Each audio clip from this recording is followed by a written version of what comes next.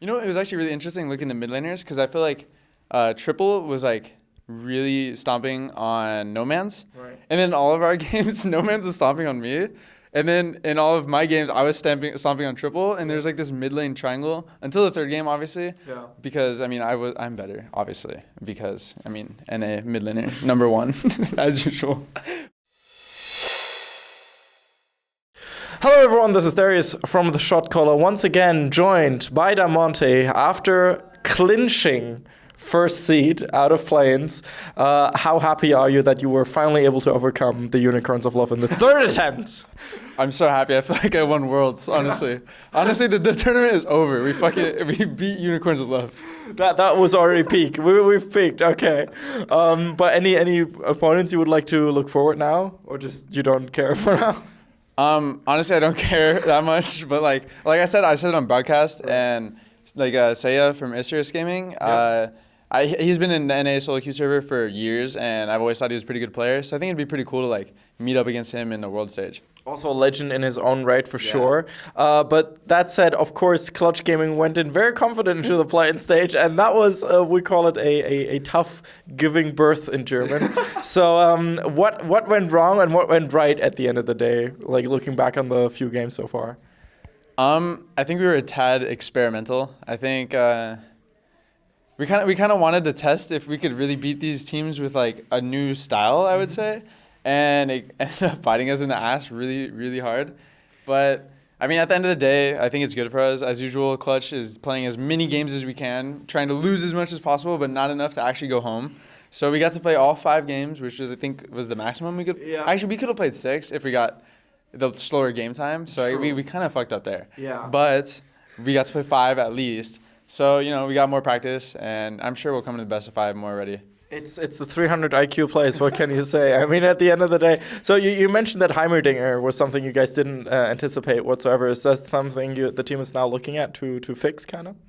Oh, yeah, for sure. I think I mean, we got kind of baited because we were playing a lot of melee champions, and then we were like trying to play these melee champions into Heimerdinger and Morgana in team fights, and we were like, ah, shit, you know, our bot lane might be up 200 CS, but it seems like this Renekton is a little bit useless, guys. Coaches, can we get a new draft?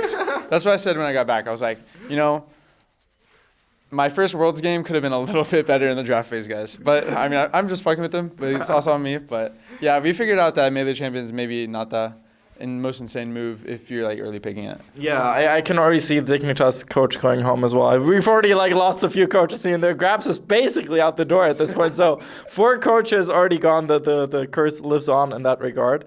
Overall, some of the mid laners you were able to play against, you guys did dominantly defeat Mammoth both times, though.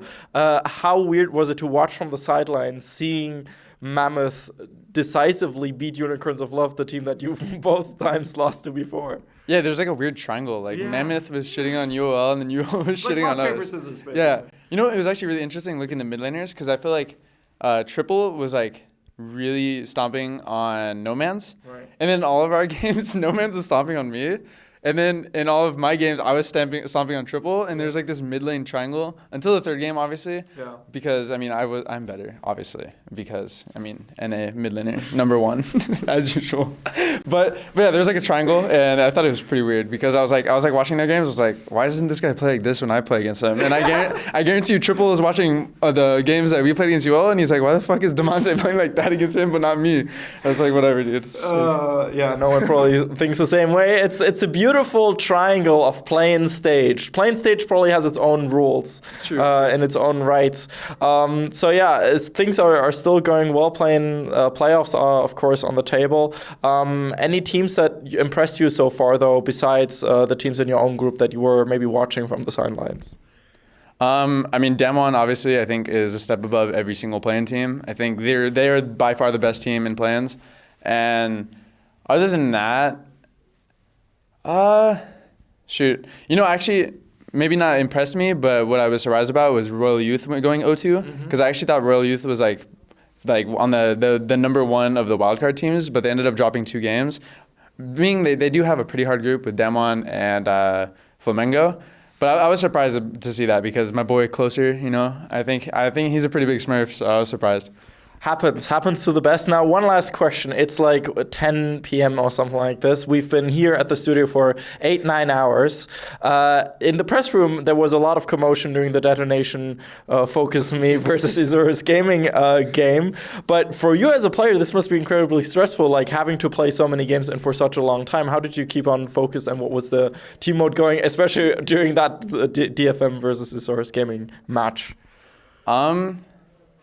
I don't know. It was like we were just watching like a 60-minute game with Ziggs and Syndra just like chilling, and then it was pretty hype, honestly. I'm not gonna lie. Like we were all in the team room and we were watching. I think like the final play, like Seiya flashed into the Elder Pit, and we were just like, "What the fuck is this guy doing?" And then he popped off, and we were just like, "Okay, shit." And I mean, it was kind of just fun. I'm not gonna lie. I don't know how other teams are like, but we were all just like pretty laid back players and people in general. So we're just watching the games, goofing around. Goofing around and not getting stressed and flustered at all by the game time and the stress. Very good to hear that you guys are prepped, of course, with the 500 IQ strats of playing as many games as you want to in order to improve as fast as you can. Did you hear about how many games we played? I didn't even know until the interviewer told me. She said something like 45 total games. Like a ridiculous amount. It's like insane for best of ones. It's pretty fun. Yeah, like I saw these guys are literally going into the time warp room from Dragon Ball. It's insane. I forgot the name. I'm so tired. Okay, let's finish this up. Anything you want to say to the NA fans? Go. I mean, the NA fans are always dope. I feel like there's so many like good NA fans. There were some meanies though. Like after we were losing some games versus Unicorns of Love, like guys, take it easy. Holy smokes! Like we lost some games. I'm getting fucking threatened. Like I've never seen that shit. Actually, there was one other time I beat TSM one time. I got a pretty insane threat. Yeah. But like this time it was even more harsh. But yeah. NA fans, you guys are always dope. Keep it up. I was actually surprised that the Unicorns of Love fans that were at the studio, they were fucking loud. Yeah. And like that's sick. Keep like the support up for whatever team you are actually like rooting for. Like all the players feed off that energy, so it's pretty sick. Fan love for the people that watched until the end, and make sure to not beat Flamengo or BRTT, because then you will understand what flaming means. This was Damonte. Make sure to follow him on Twitter, and Darius from the Shotcaller with more Worlds coverage. Thank you so much for watching, and I'll see you guys next time. Bye bye.